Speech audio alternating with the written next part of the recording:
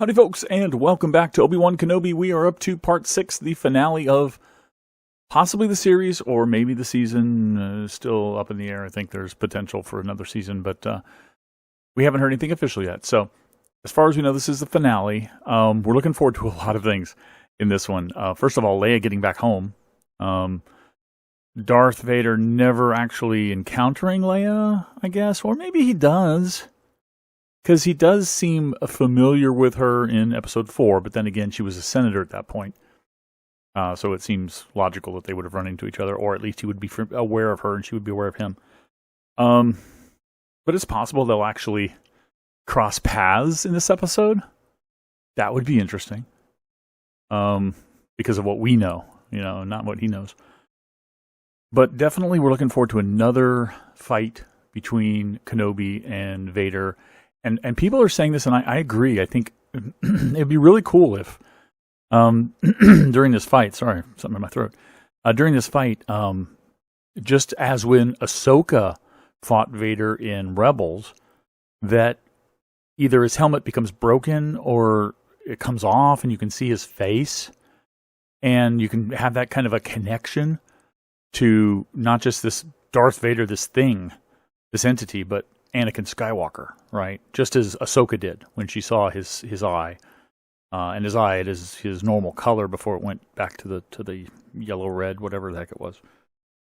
That would be kind of cool if we saw that. But they have to have another fight. They have to have a fight where, honestly, to make not necessarily it has to be this way to make the statement that Vader makes in Episode 4 about last time, when he left, he was but the apprentice or but the learner, and now he's the master thing. That line. It's been argued, and it makes sense that could be a reference to him leaving the Jedi Order. When he left, he was the learner, and Obi-Wan was the master. But it kind of really has a sting to it or a feel to it that it was the last time they actually met. Which right now, the last time they met, Darth Vader kicked his butt.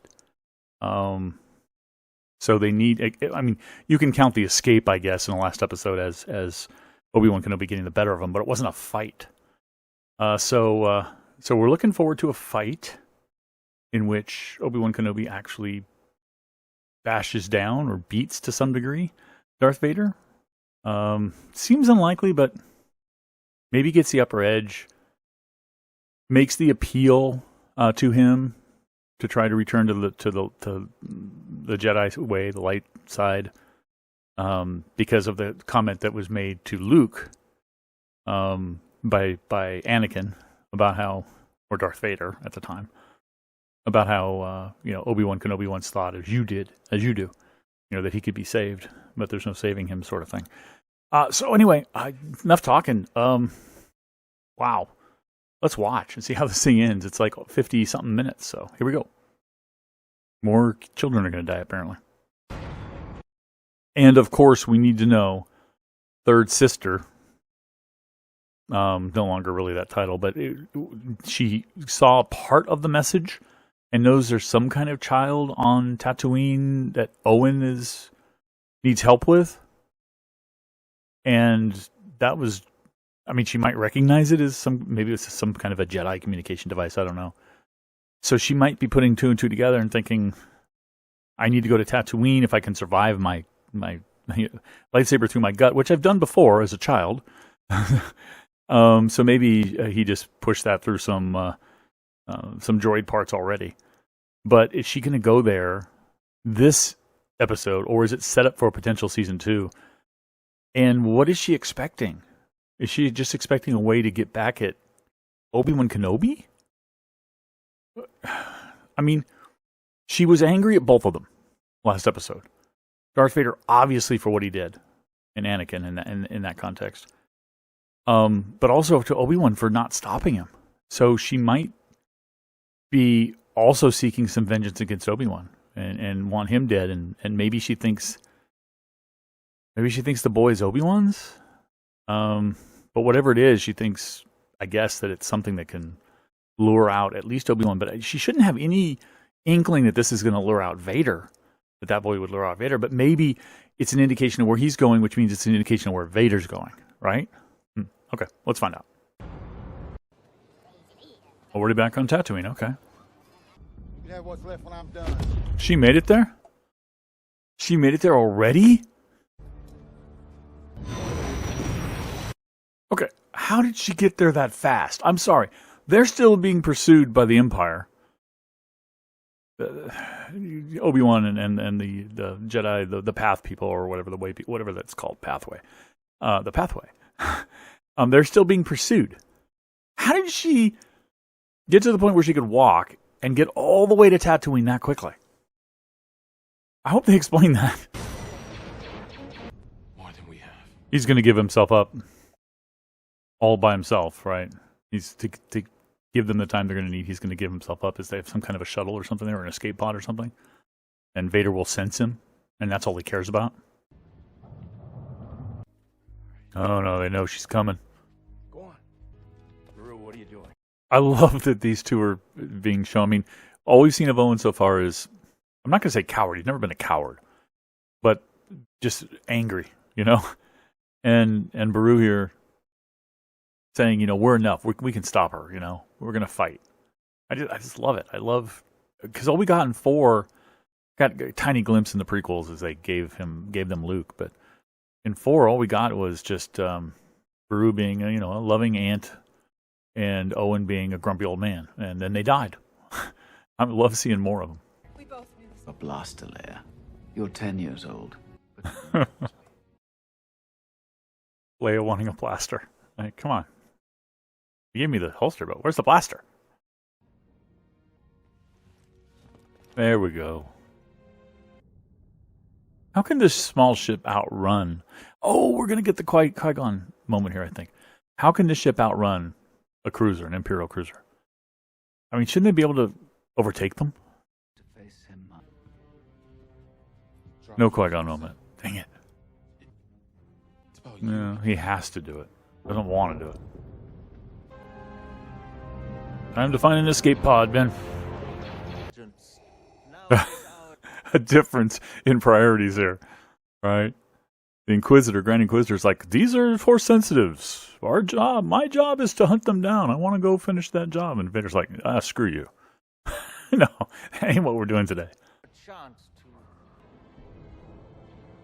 Oh, well, Vader might actually go after him alone. He might hop on a TIE fighter and go. Follow Kenobi. He took the whole... All right. There's no way that ship is outrunning the cruiser. All right, we're going to get that one-on-one fight. We're going to get Qui-Gon? Oh, no.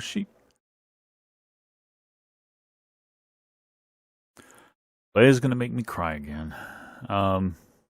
His comment about how he could probably use Lola's help. She gave him Lola. Again, I hope they answer the question of why she's here. What does she think this is? Who does she think the boy is? What is her goal? I was thinking to myself on Tatooine, Organa said he was going to go if he didn't hear from Obi-Wan.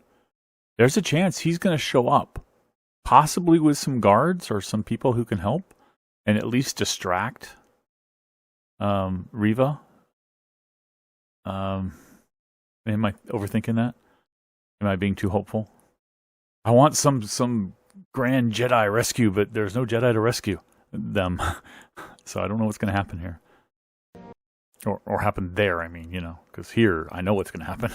Or at least I know these two are going to fight or confront each other. That's a great shot of that ship. I love it.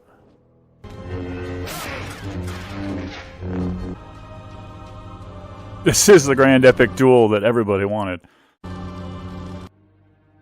What are you doing here, Reva? What do you think this is? She's in tune enough with the Force, she must know that they're there. You can probably sense them. That wasn't him? Oh, it was. It almost looked like Owen didn't actually make that shot. I mean, maybe he didn't. Maybe she did. But I thought for sure that there were other people there shooting. Wow, look at this thing. You're gonna try to bury him alive? Oh, What do you want? hit her in a sensitive spot. Oh, he saw! Good boy, Owen. Who do you think he is?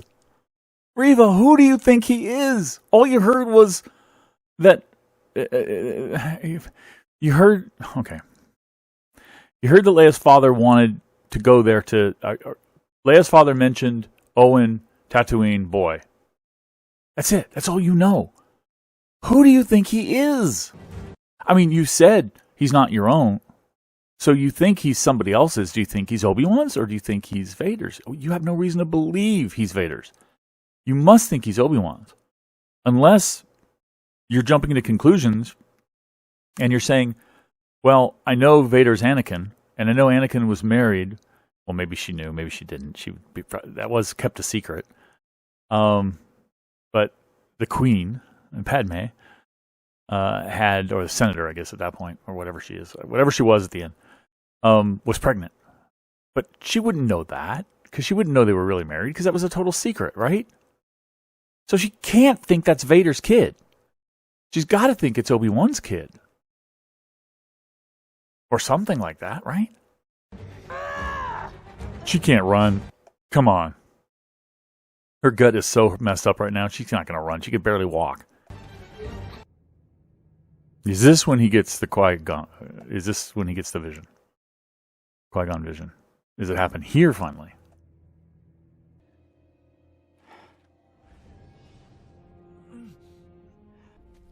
Oh, he was looking for some kind of strength to survive, and he's just...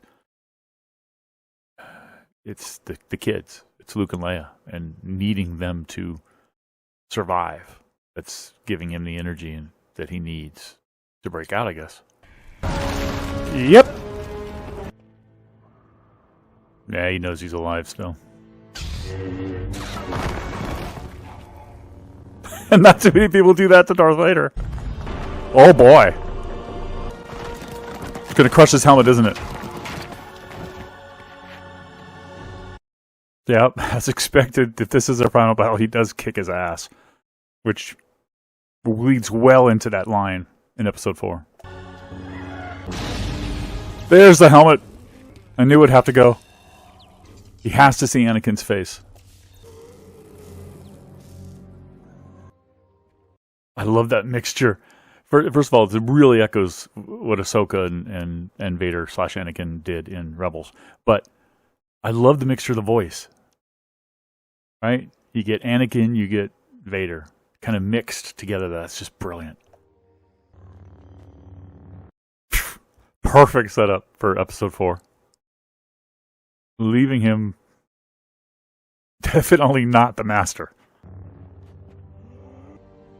I love that mixture of the voice again. I gotta say it. That's awesome. Okay, he left the planet, but where did the cruiser... Was the implication in I'll deal with him by myself that the cruiser could then turn and pursue the Jedi ship or the Force-sensitive ship again? Is that why the cruiser's not in orbit to intercept Obi-Wan? That was amazing! Okay, we'll talk about that later. How does Luke get away?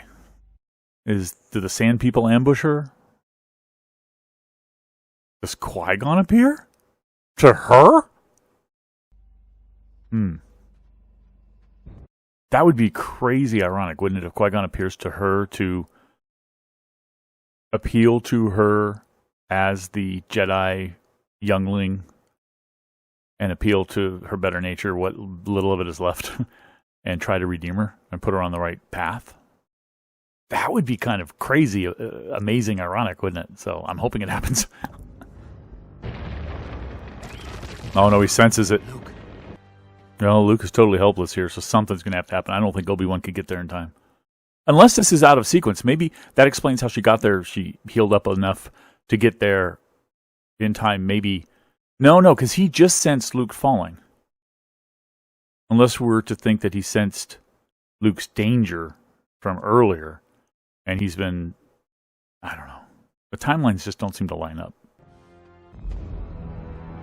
Oh, she's going to stop herself. She's going to realize that she's doing to him what was done to her. She's Vader now. It makes sense that Luke is unconscious here, too. It really works with the canon because the first time he ever experienced the lightsaber was in Episode 4. He didn't even know they really existed, I don't think. At least that's what's implied in Episode 4. So if he was awake now, or wakes up here, he's clearly going to see a lightsaber. I can't believe how fast travel is in the Star Wars universe. That he got here this fast. She's bringing him back. Now, is this the end for Reva? Or has she decided to try to undo the damage she's done? That's the big question. And I'm sure that's the question that's going to come up here. She does think it's Anakin's kid. How does she know that? You haven't. Gotta get Leia home, right? Oh no, Vader. Emperor. Alright, we're the real Imperial March now. We are totally set up for Episode 4 now. Alright, now we gotta get Leia home. Alright. Is it actually Leia this time? Aww. And the glove she picked up. And the holster. Is she gonna wear it? She is? I love it. Ah, cool. Ah, he's returning Lola. You are wise, discerning, kind-hearted. These are qualities that came from your mother. You're also passionate and fearless, forthright. And these are gifts from your father. Someday. She called him Obi-Wan. Remember, Obi-Wan Kenobi, you're my only hope. And she'd been calling him Ben the whole time. She made fun of Obi-Wan when he said that was his name. Or when somebody said it was his name. I think she made fun of him. I don't know. Very, very, very touching farewell here. And again, perfectly sets up Episode 4. I love that she's still wearing those gloves that she made him buy for her. Ah, the holster's for Lola. That's beautiful. And he's got to get back into watching over Luke. Are we going to get a Qui-Gon scene? Because we didn't. Oh, so that... okay. That was supposed to be the toy that Luke is playing with in Episode 4, but then Owen threw it back at him, so now he's going to give it back to him, and Owen will accept it this time? So he's leaving the cave. He's going to give him the gift in person. Hello there. Not quite over yet. Still no Qui-Gon? Not quite over yet? Will there be an after-credit scene or a mid-credit scene with him and Qui-Gon? Or are they just going to not do that? I can't believe they're not going to do it. They set it up in the first couple of episodes. A couple of references of him trying to communicate. They have to pay it off. There it is! Very cool. Great work, Deborah. Excellent work through the entire series. Looking for that potential. No mid-credit scene. Nothing. And Miss Marvel will come next. So I guess that Qui-Gon scene will serve as the equivalent of a mid-credit scene. I love that. God, man, there was so much good stuff in this. How could any... I mean, I am just a casual Star Wars fan. I really am. I watched all the movies. I was there in 77 as a 10-year-old boy being taken to this new Star Wars movie with lines around the block by my parents. Around the time of my birthday. I don't think it was my birthday. I think it was just we were doing a family trip, me and my sisters and my parents at that time. And it was playing in the theater. And I think we saw it in We didn't live in Seattle, Washington, but I think we saw it in Seattle. I think we were on a holiday up there, a vacation, and that's when it came out, and we watched it up there. But I've seen all the movies, I played with some of the toys. Never read any of the novels, never read any of the comics, although I've seen other people talk about them, and I've seen like Cliff's notes of some of the stuff that's happened there. I've watched the animated shows now, and all of these Disney Plus shows, Mandalorian and so forth, and Book of Boba Fett and all that stuff. So I'm kind of a casual live action fan, I guess. But man, I loved this. There was so much great stuff in there, and I could tell that the more dedicated, hardcore fans, they gotta love that battle, that fight between Obi-Wan and Vader / Anakin. That was amazing. And the way they did that, when his helmet was cracked open, again, very reminiscent of him and Ahsoka. But the way they did the voice stuff was just amazing. You got just a bit of mechanical, Hayden Christensen, a bit of mechanical on top of him, and then for a couple of words, it would slip into James Earl Jones, full mechanical, and then back. Him screaming Obi-Wan when he left him, broken and battered on the ground. The cameo by the Emperor, where the Emperor was kind of hinting at, you really need to stop this obsession with Obi-Wan. I don't want you to be doing that. And Vader picking up on that immediately and is like, he means nothing. I'm loyal only to you, my master.